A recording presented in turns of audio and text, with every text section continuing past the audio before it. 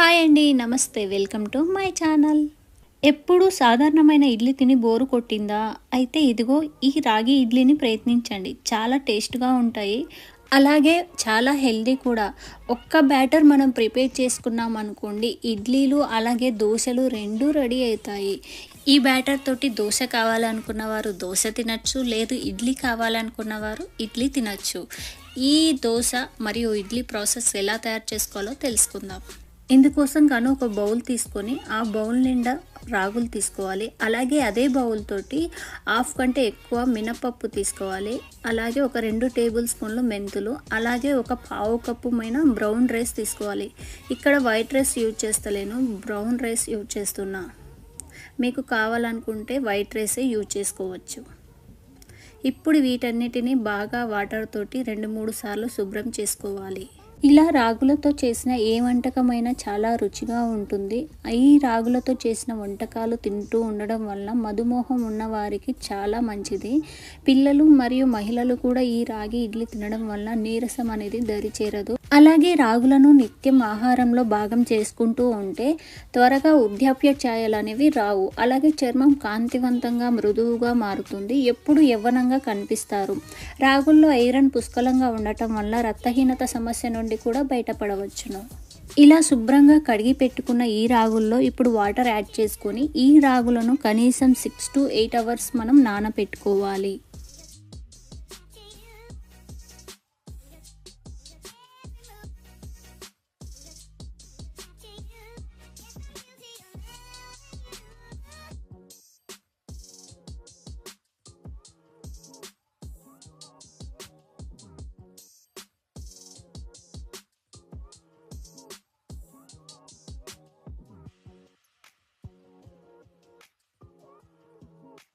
ఇలా నానిన ఈ రాగులను ఇప్పుడు మనం ఒక మిక్సీ జార్ తీసుకొని అందులో వేసుకొని మనం వీటన్నిటిని మెత్తటి పేస్ట్ లాగా ప్రిపేర్ చేసుకోవాలి.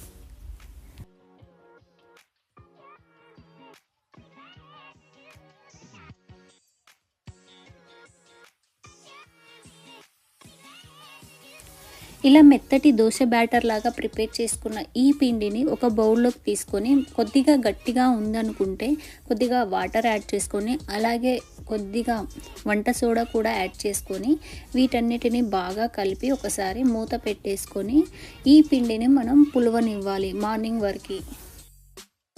రాగుల్లో అమినో యాసిడ్స్ అలాగే అమినో ఆమ్లం కలిగి ఉండటం వల్ల రాగులు ఆకలిని తగ్గిస్తుంది మరియు బరువును నియంత్రణలో ఉంచుతుంది. రాగులతో తయారు చేసిన వంటకాలు తీసుకోవడం వలన జీర్ణక్రియను నిదానం చేస్తుంది. అందుకే అదనపు క్యాలరీలను గ్రహించకుండా దూరంగా ఉంచుతుంది. మరియు రాగుల్లో ఉన్న ఫైబర్ వల్ల కడుపు నిండిన అనుభూతి కలుగుతుంది. దాంతో అధికంగా ఆహారం తీసుకోకుండా నియంత్రించగలుగుతుంది. ఎవరైతే బరువు తగ్గాలి అనుకుంటున్నారో వాళ్ళు ఈ వంటకాన్ని ట్రై చేసి చూడండి. చాలా మంచి రిజల్ట్ అనేవి వస్తాయి. ఇలా కలుపుకున్న ఈ పిండిని ఇప్పుడు మనం మార్నింగ్ వరకు ఇలా మూత పెట్టి ఈ పిండిని పులవనివ్వాలి.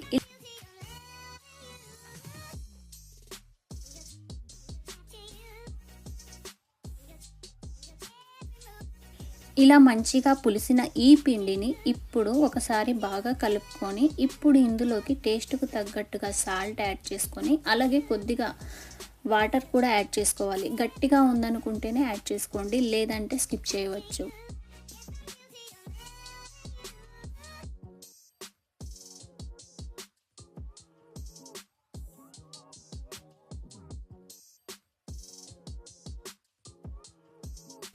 ఇలా కలుపుకున్న ఈ పిండిని ఇప్పుడు ఇడ్లీ పాత్రలకి కొంచెం ఆయిల్ యాడ్ చేసి ఈ ఇడ్లీ పాత్రలో ఈ పిండి అనేది మనం వేసుకోవాలి. ఇలా వేసుకున్న ఈ ఇడ్లీలను ఇప్పుడు మనం ఒక 15 నిమిషాల పాటు స్టీమ్ చేసుకోవాలి.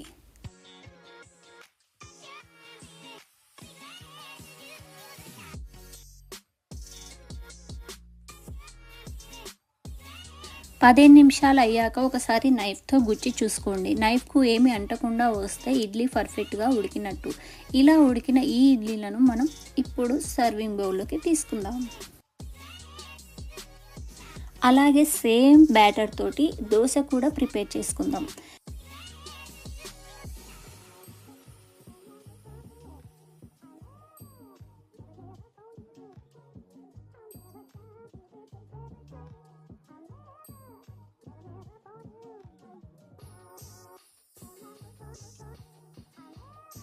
అంతే అండి. ఆరోగ్యానికి ఎంతో హెల్తీ అయిన మన రాగి ఇడ్లీ, అలాగే రాగి దోస రెడీ అయింది.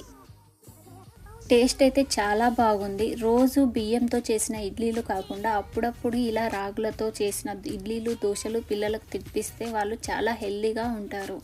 ఈ వీడియో మీకు నచ్చిందా? లైక్ చేయండి, షేర్ చేయండి. ఇలాంటి మరెన్నో వీడియోల కోసం మన ఛానల్ని చూస్తూనే ఉండండి. Thank you for watching. Keep smiling. Bye bye.